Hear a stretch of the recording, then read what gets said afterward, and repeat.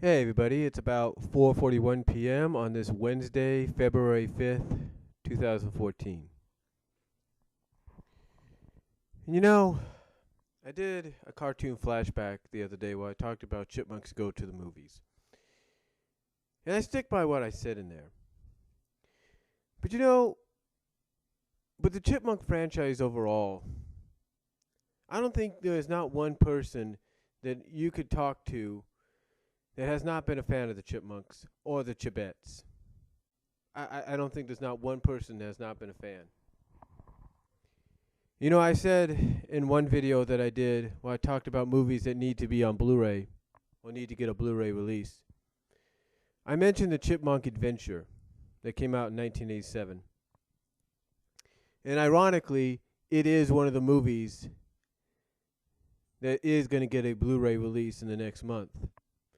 All depending on the release date of the film on Blu-ray, whether it's March 4th, 11th, or March 25th. All depends.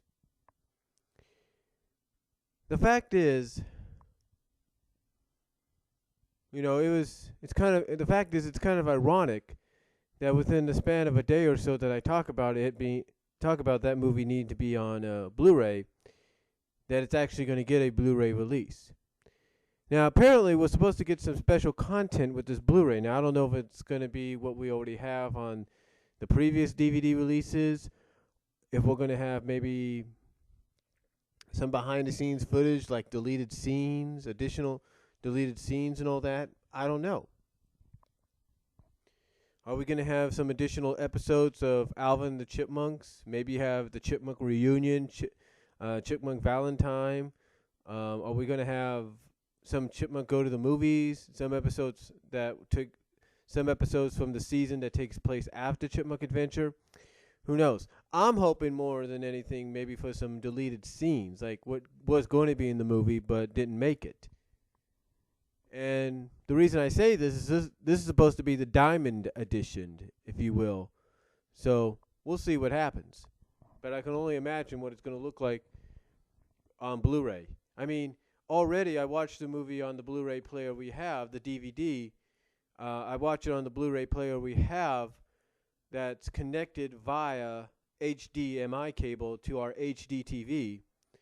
And it looks great. It looks tremendous. So I can only imagine what it's going to look like now with, being restored onto Blu-ray. I can only imagine because I think Sean McLean, Zara Nizarak, says it best.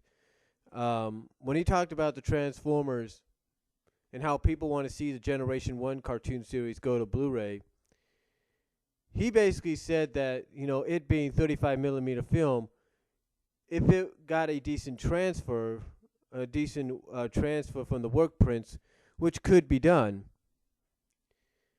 timing and importance depending, that it would look spectacular. There would be no doubt. It would look great. It would look beautiful. So you can only imagine what Chipmunk Adventure is going to look like in the next month or so, or next few weeks, or depending on the release date. But speaking of chipmunk movies, it seems that the live action films get a bad rap, and understandably so. Understandably so. I mean, the first one obviously was good. The second one was all right, and the third one was okay. But again, I can understand why it gets kind of a mixed reaction, if not a negative reaction at times by people. I mean, when you take a look at the Chipmunks and the Chibettes, you're used to seeing them as you would see them in the cartoon series or in some of the direct-to-video animated features. You're used to seeing them like that. You're used to seeing them. You're used to seeing them. Basically, you're used to seeing them almost as humanoid chipmunks, and almost basically about half the size of Dave and any other human characters. But you're not used to seeing them like what you saw in the movies. And I think that's one thing some people have to and I think that's one thing that a lot of people are misunderstanding. They're misunderstanding this. You see, the chipmunks and chipettes that are presented in the live action films represent how the chipmunks, in a way, were originally introduced back on the Ed Sullivan Show by the creator, Ross Basinsker Sr. I think that's what some fans are misinterpreting. You see, a lot of fans and all that are used to seeing them, like I mentioned, the way they saw them on the cartoons and the direct-to-video animated features.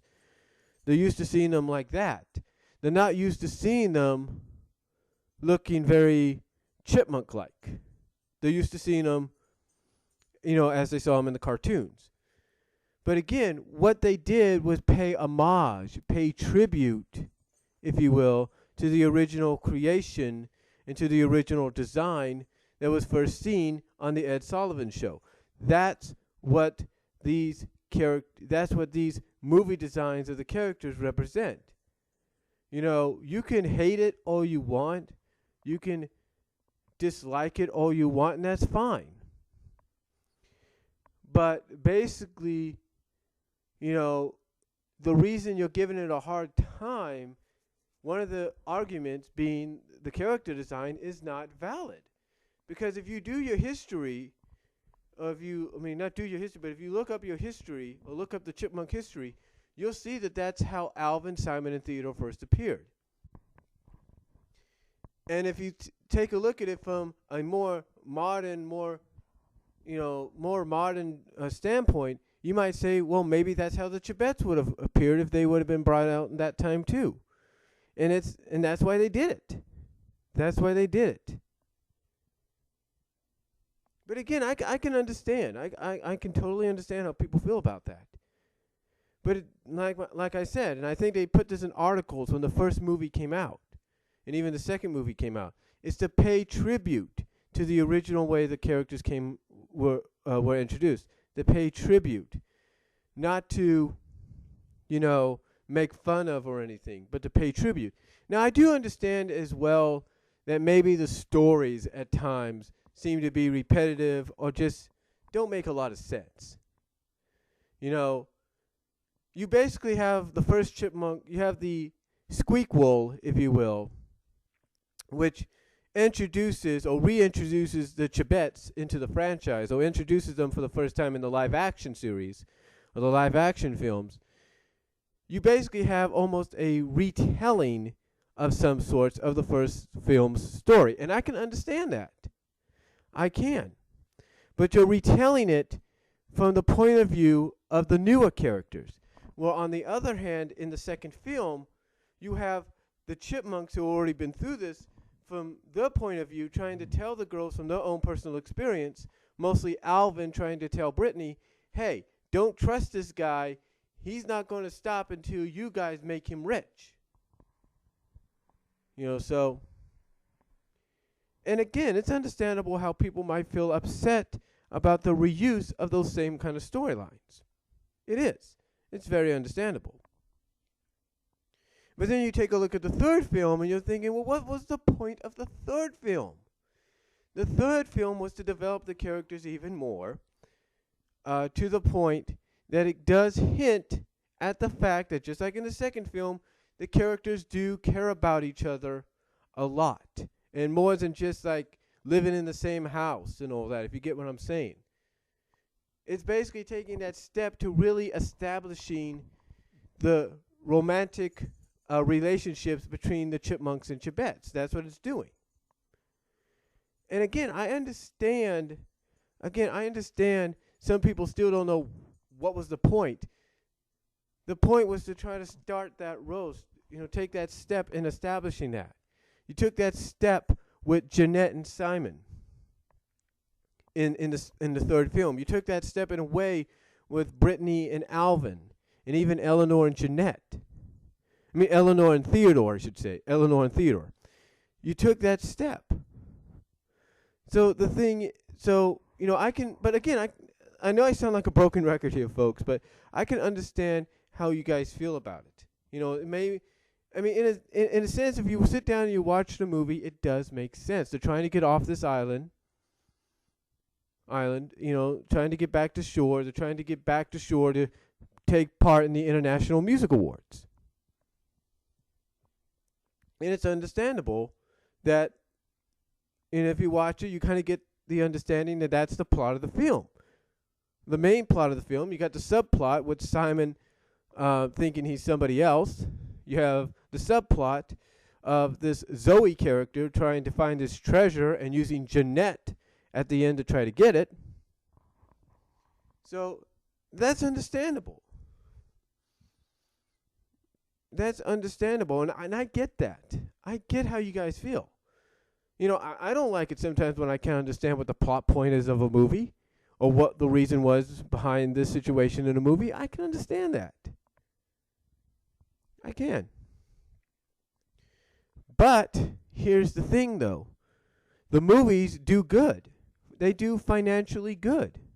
They do very good in the box office to the point that that financially it's going to warrant a sequel.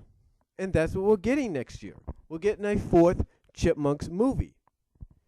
Now, we don't know what the plot is for the film. We don't know what they're going to do. But if the first three can be successful enough to warrant a fourth one, then so be it. Let's see what happens. Hey, maybe we're going to get the senior year in high school. Who knows? But, speaking of the Chipmunks, there is one thing that I think a lot of people will be excited about. Excuse me. Yeah, you'll be excited about this because by the time it comes out, it'll be about 25 years, or going on 25 years, since the Chipmunks were last seen on television in an animated series. Now, you may not like the concept of CGI, but CGI at times has gotten a little bit better to the point that it blends 2D and 3D almost together. Almost. So you might get a kick out of this.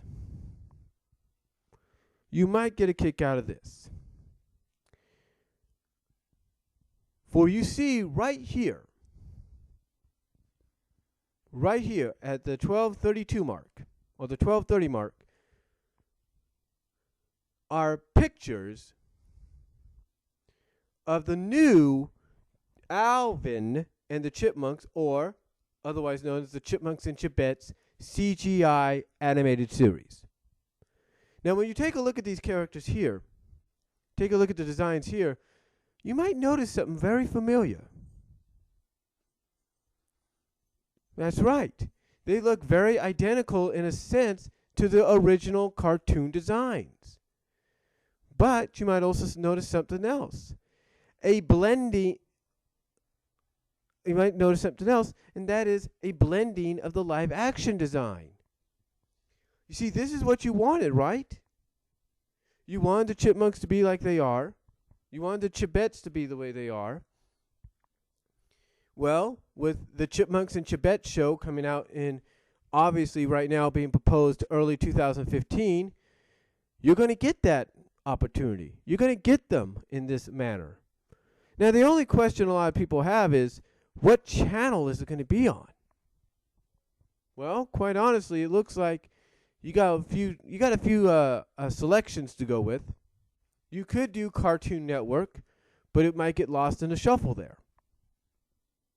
It might. You could do The Vortex, which is Saturday morning syndication, but it might get lost in the shuffle there. You could do Disney XD, Disney Channel, if you will, which would be a very possible situation. Or, more than likely, the way I look at it, the Hub Network. That's right. I truly believe the Hub Network are going to be the ones that gain the licensing to air this show on their channel. I've got a feeling the Hub Network's going to be the ones. You know why? Hub is associated with Hasbro. Hasbro, in a sense, is associated with Paramount. Paramount, at times, has been associated with the Chipmunk franchise. So there you go. There's your channel, in my opinion. And like I said, when I look at these designs, folks, I looked at this and I said, because here's the thing: when I looked at some of the galleries on Google of the chipmunks and chibettes, I always kept seeing these different designs, these blended designs of the Chibet characters, and I said, I wonder if that's just for promotional reasons, like for dolls and stuff like that. And then when I read that there's a new series coming, it hits me that that's why we have these new designs. And lo and behold, that's what we get. And I've already read people commenting on this, saying they're super excited about it. And they're super excited, and there's a good reason for it. Because one, the characters look very similar, if not almost the same as the cartoon versions, the original cartoon versions, but with a blending of both the cartoon and movie designs. And that's a good thing. And I think, honestly, that's what fans have been wanting out of these movies. Not just, a good story, which some have had, depending on how your reaction is or how you feel about it. But they've overall wanted the design that kind of blended in the way they knew them from the cartoons. But again, like I said, the designs from the movie, if you will, the designs from the movie, if you will, are all about, ladies and gentlemen, paying homage and tribute to the original design first introduced by Ross Backerson Sr. back on the Ed Sullivan Show.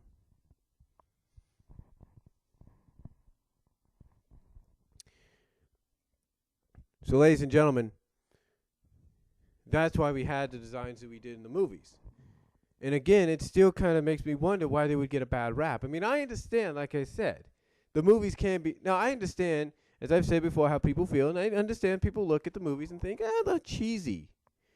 They're cheesy. They're not good. And I understand how people feel when all of a sudden you go from 2 PG-rated films to the third one being rated G. Understandable. But if all 3 movies were a success, no matter how you look at it, you can't argue with success. You can't. I mean, it's like if you wrote a movie, if you wrote a script for a movie, directed a movie, whatever, that was based on, let's say, let me see here, that was based on the raccoons, which everybody obviously wants to see that. They want to see a raccoons movie. Let's say you wrote that. You directed that and everything. And let's say you wanted to do exactly what they did with the Chipmunks. You want to blend live action CGI.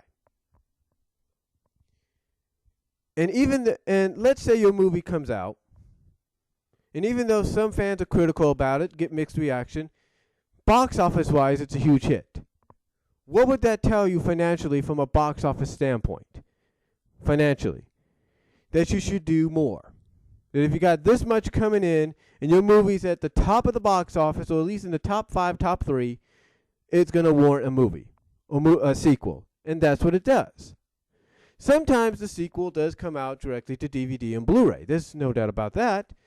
But most of the time, if it's warranted enough money, if it's financially box officed up enough money, then it's going to warrant a sequel in the theaters.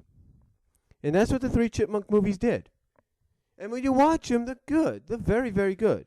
So again, I don't understand the mixed reaction or negative reaction or whatever. But hopefully this new series coming out will change a lot of people's perspectives and maybe get them hyped up for the movie, for the Alvin and the Chipmunks 4th movie coming out in the holidays of 2015.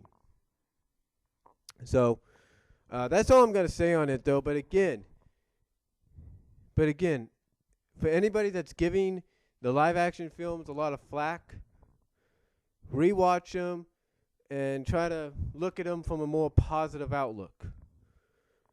That's all I suggest. So that's all I'm going to say. I'm looking forward to the new show next year and even the movie.